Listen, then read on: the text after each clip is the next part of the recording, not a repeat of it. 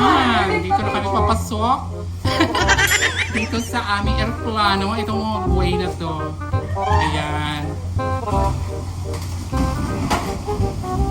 So, papasok na kami. Ayan na yung airplane natin. Huwag mo naman magsalita. Huwag mo naman magsalita. Huwag mo naman magsalita. Nakakatutuwa daw siya sa akin. Siya sa akin. Naka-in love na yung boses ko. Ganon. O, ayan mga kabayan, o. Oo naman, syempre.